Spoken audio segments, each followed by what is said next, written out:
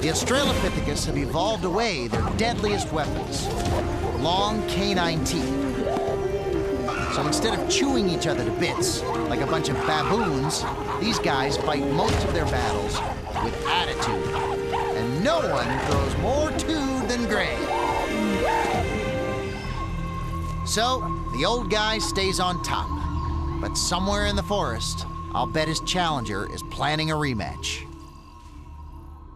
Or maybe he's blowing off some steam on the open plains. See, Australopithecus are totally comfortable in the forest and on the grassland. So that means twice as many places to find food. But out here, to avoid being food, you've got to be able to see your enemy coming before it sees you. By standing up, that's exactly what our ancestors can do. That's one of the reasons our family tree has its prehistoric roots here. These jumbo beasts aren't a threat to Australopithecus, though. They're peaceful plant eaters called Ensilotherium. On all fours, they're 7 feet tall, but they can rear up on their back legs to nibble leaves much higher than that.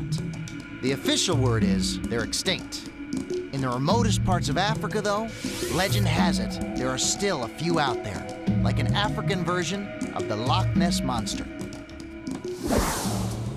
But back in the Pliocene, these giant mammals are as real as it gets, and they've got no problem sharing a watering hole with those funny-looking two-legged guys. But Dinotherium? Different story. These behemoths are cranky. And they don't like trespassers. When gangs of bullies this big cut in line, our cousins aren't ashamed to run for it. That's how you live to evolve another day. 2 weeks later, the group gathers back at the waterfall. This is the place where Blue's mother died. As of now, Blue's still an outcast. A kid needs to be taught how to fit into a community. But no one's adopting this little male, so he's on his own. What's that? It's a bunch of males from another group, here to start a battle for territory.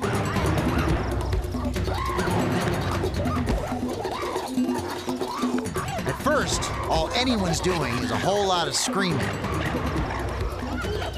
And suddenly, as Blue bravely stands out front, Gray steps up to meet the challenge.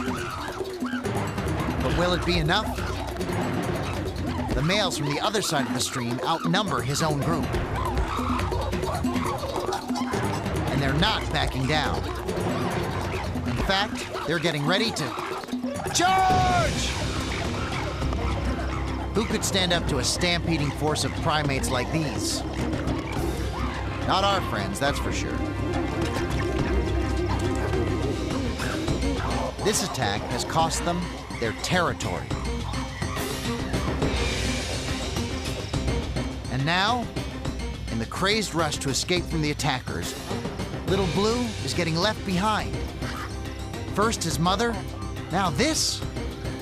If he's left out here alone, there's no way he'll survive.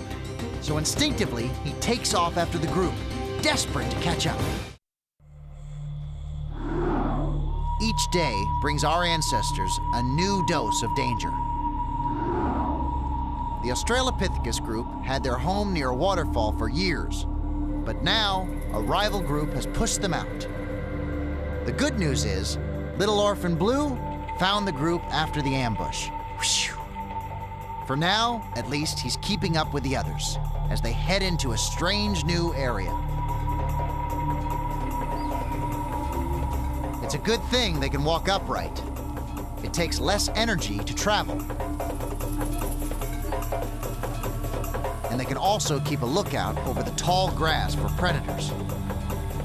You better hope you see them first, because this hungry cat is built to kill. Dinofelis is a prehistoric saber-toothed cat. 3 feet high at the shoulder, he's about the size of a modern jaguar. He kills like a jaguar, too, by sinking his teeth right into his victims' skulls. So, no one wants to get left behind.